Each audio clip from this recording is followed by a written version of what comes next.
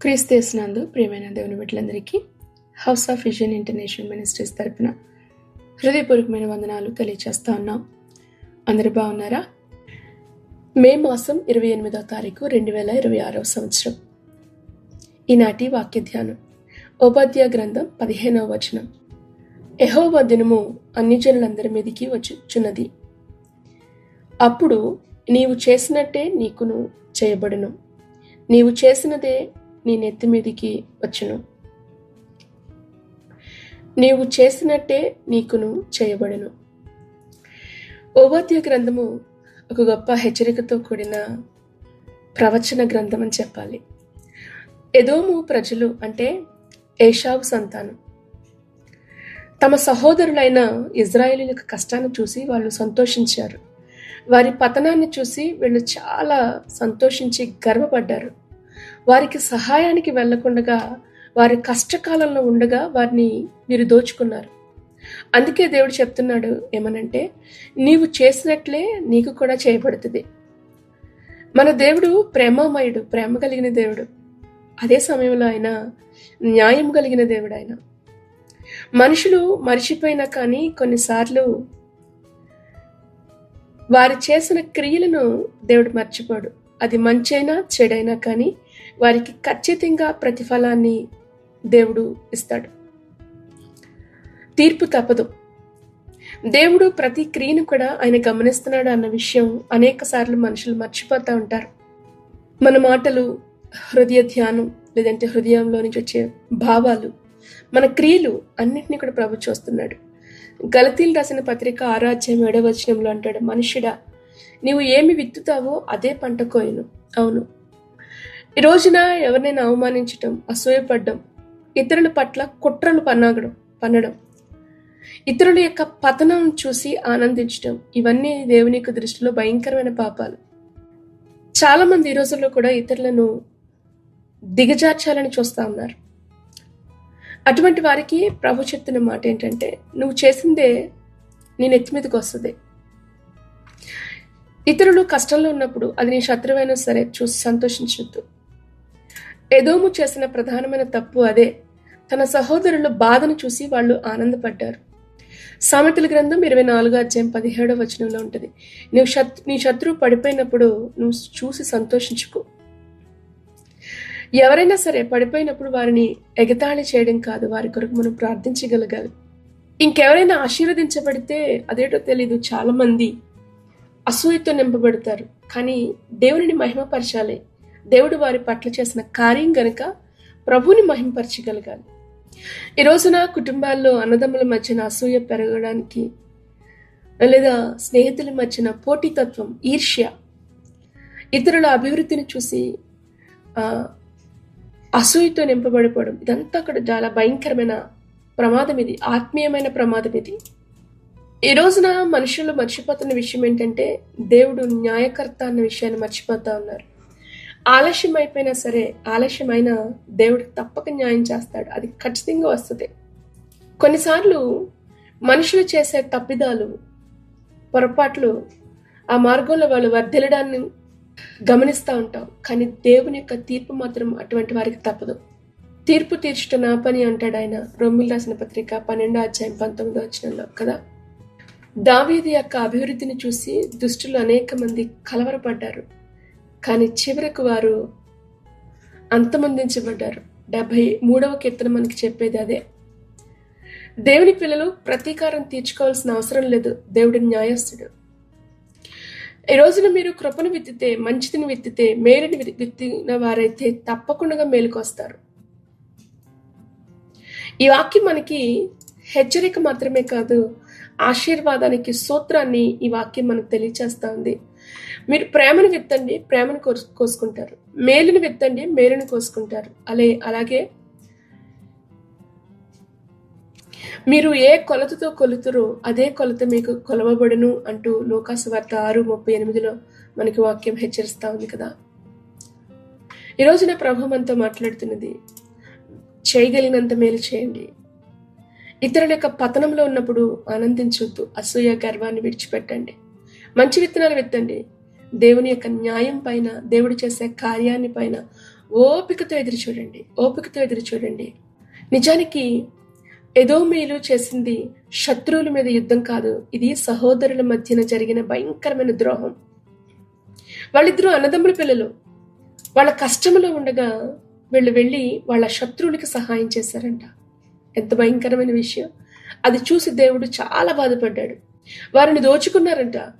వారు పారిపోవాలని, శత్రువు ఎదుటి నుంచి ఇశ్రాయేలీయులు పారిపోవాలని ప్రయత్నం చేస్తే వారిని పట్టుకుని శత్రువులకు అప్పగించింది ఎదోము. అందుకే ప్రభు చెప్తున్నాడు, నీవు చేసిందే నీకు చేయబడుతుంది. ఈ రోజున మనిషికి దేవుని యొక్క హెచ్చరిక, నీ ప్రవర్తనను గురించి జాగ్రత్త కలిగి ఉండవు. దేవుడు నీ ప్రవర్తనను గమనిస్తా ఉన్నాడు, నీ హృదయాన్ని చూస్తా ఉన్నాడు. ఏదో అనుకుంది, మాకేం పర్వాలేదు, మేము చాలా ఎత్తైన కొండల్లో ఉన్నాం, మా మీదకి ఏ శత్రువు రాలేడు, మా దుర్గాలు బలమైనవి అనుకున్నాడు. కానీ ప్రభు చెప్పాడు ఏమైనా తెలుసా, నీ గర్వమే నీ పతనానికి కారణమవుతుంది. దేవుడు నిశ్శబ్దంగా చూస్తున్నాడు అనుకోవద్దు. సమయం వచ్చినప్పుడు న్యాయం జరుగుతుంది. మోసపోకుడి, దేవుడు వెక్కిరించబడ్డు. ఇజ్రాయేలీయులు ఏడుస్తుంటే ఎదోము నవ్వింది. ఇజ్రాయేలు పడిపోతే ఎదోము సంతోషించింది. దేవుడు దీన్ని చాలా తీవ్రంగా పరిగణించాడు. ఇలాంటి మాటలు దేవునికి అసహ్యకరమైనవి కదా, ఇతరుల గురించి మాట్లాడుకునే మాటలు. దావీదు హృదయంలాగా మన హృదయాలు ఉండగలగాలి. సౌలు తనను చంపాలని చూసిన, అవకాశాలు వచ్చిన సౌలు మీద చేయి వేయడానికి ఇష్టపడలేదు.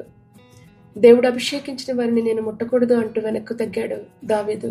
ప్రతీకారాన్ని కోరుకోలేదు. దేవునికి న్యాయంగా తీర్చే దేవునికి తను అప్పగించుకున్నాడు. ఈ రోజున దేవుడు తన ప్రజలలో, తన బిడ్డల్లో కోరుకున్నది ఇదే. ఎదోము గర్వించింది, పెట్రా వంటి బలమైన కోటలున్నాయి, మమ్మల్ని ఎవరి కిందకి పడద్రోయగలరు అనుకుంది. ప్రభు చెప్పాడు 4వ వచనంలో, పక్షిరాజు గూడంత ఎత్తైన నివాసం నువ్వు చేసుకున్న, నక్షత్రాల్లో నీవు దానిని కట్టుకున్నా, అక్కడ నుండి నేను నిన్ను క్రింద పడవేతును అని. ఎంత భయంకరమైన హెచ్చరిక కదా. గర్వం ఎలా వస్తుందో తెలుసా? డబ్బు, స్థానం, పరిచయాలు. జాగ్రత్త. ఒకవేళ నీ ముందు గర్వం నడుస్తుందేమో, నువ్వు పడిపోవడానికి సిద్ధంగా ఉన్నావు, మర్చిపోకు. నీ హృదయం ఒకవేళ అతిశయిస్తుందేమో, జాగ్రత్త, పరిశీలన చేసుకో. దేవుని యొక్క తీర్పు సిద్ధంగా ఉంది. దేవుని ప్రజల మీదకి కాలుదివ్వద్దు. దేవుని అభిషేకించిన వారి మీదకి నీ నోరెత్తద్దు. ఎందుకంటే దేవుని దినం వస్తూ ఉంది. అది ప్రతీకారం చేయబడిన దినం. అప్పుడు మీరు నిలబడలేరు. ఏది విత్తుదామో అదే కోసుకుంటాం గనక ప్రేమను విత్తుదాం, ఆశీర్వాదాన్ని విత్తుదాం, కన్నీటితో విత్తుదాం. సంతోషకరమైన పంట తప్పకుండా మన కొరకు ఉన్నది. కనుక ఈ రోజున ఒకవేళ ఆ స్థితిలో మీరుంటే గనక, శత్రువు యొక్క గర్వానికి బలైపోతుంటే గనక ధైర్యం తెచ్చుకోండి. దేవుడు మీ పక్షంగా ఉన్నాడు. ఎదోము చరిత్ర కనుమరుగైపోయింది. ఎదోము కనుమరుగైపోయాడు. కానీ ఇజ్రాయేలు ఈ రోజు వరకు కూడా ఉన్నారు. ఎందుకో తెలుసా? వారు దేవుని ఆశ్రయంగా చేసుకున్నారు. సాత్వికులు ధన్యులు, వారు భూలోకంను స్వతంత్రించుకుంటారు. సాత్వికంతో ఉందాం. దేవుని రాజ్యంలో నిలిచి ఉండేది వినయం, క్షమాపణ, ప్రేమ మాత్రమే. అది పొందుకుందాం. పగ తీర్చుకొనుట ప్రభుకు అప్పగిందాం. ఎదోము చూపించిన ఆ లక్షణాలు మనలో ఎక్కడా కూడా ఉండకుండా జాగ్రత్త పడదాం. దేవుని యొక్క ఆశీర్వాదాలు పొందుకుందాం. ఈ వాక్యం ద్వారా ప్రభు మిమ్మల్ని అందరినీ దీవించి ఆశీర్వదించును గాక. ఆమేన్. ప్రార్థన చేసుకుందాం. మహాపరిశుద్ధుడైన తండ్రి, మీ పరిశుద్ధ నామాన్ని బట్టి నీకు వందనాలు. అసూయ, గర్వం, ద్వేషం, ప్రతీకారంతో నింపబడిన ఎదోము ఈ రోజున కనుమరుగైపోయింది. అటువంటి హృదయాలు నీ బిడ్డల్లో ఎంత మాత్రం ఉండకూడదని ఈ రోజున నువ్వు హెచ్చరించినందుకు నీకు వందనాలు ప్రభా. ఇతరులను ఆశీర్వదించే హృదయాలు దయచేయండి. నీ విత్తిందే నీ మీదకి వస్తుందన్నావు ప్రభా. నీతిని విత్తుట నేర్పించండి, ప్రేమను విత్తుట నేర్పించండి. నీ రూపంలోనికి నీ ప్రజలు మార్చండి. నీకు వందనాలు. సహోదరుల మధ్యన వైర్యాన్ని కలిగిస్తున్న వారిని, వారి గుణ లక్షణాలను మార్చండి, వారి యొక్క మాటలను మార్చండి. అసూయ, ద్వేషాలతో నింపబడిన వారి హృదయాలను మార్చండి ప్రభా. బలపరచమని నీ కృపా హస్తాలకి ఇదిగో ఈ వాక్యం వెంటనే ప్రతి ఒక్కొక్కరిని కూడా అప్పగిస్తున్నాం. మీరు దీవించి ఆశీర్వదించండి. ఈ దినమంతటి కొరకు కావలసిన నీ నడిపింపుని మీరు దయచేయమని, కుటుంబాల్లో నీ సమాధానం, నీ నెమ్మదిని దయచేయండి. మరొకసారి నీవు చేసిందే నీ మీదకి వస్తుందన్నావు.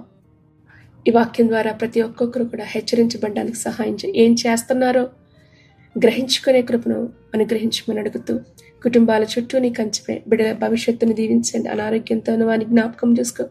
వృద్ధులైన వారిని దర్శించండి. హాస్పిటల్లో ఉన్న వారి రోగులను మీరు ముట్టి స్వస్థపరచమని అడుగుతూ, ప్రత్యేకంగా ఈ దినమున ప్రభా పెండ్లి రోజులు, పుట్టినరోజులు చేసుకుంటున్న వారిని మీ సన్నిధానానికి తీసుకొస్తుండగా నిండార్లుగానే బిడ్డలను దీవించండి. నూతన సంవత్సరం దయాకిరీటాలు వారి బిడ్డల జీవితాలను మీరు అనుగ్రహించండి. నిండార్లుగా దీవించమని అడుగుతూ, చేస్తున్న ప్రయత్నాలను దీవించండి. ఆరంభిస్తున్న ప్రతి ఒక్క నూతన ఆరంభాలను కూడా మీరు దీవించి ఆశీర్వదించమని, బిడ్డల యొక్క భవిష్యత్తును మీరు దీవించి ఆశీర్వదించి, చేస్తున్న ప్రయాణాల్లోని కాపుదల భద్రత దయచేయమని ప్రభువైన యేసుక్రీస్తు నామములో ప్రార్థించి మీ బిడ్డల్ని దీవించి ఆశీర్వదిస్తున్నాం తండ్రి.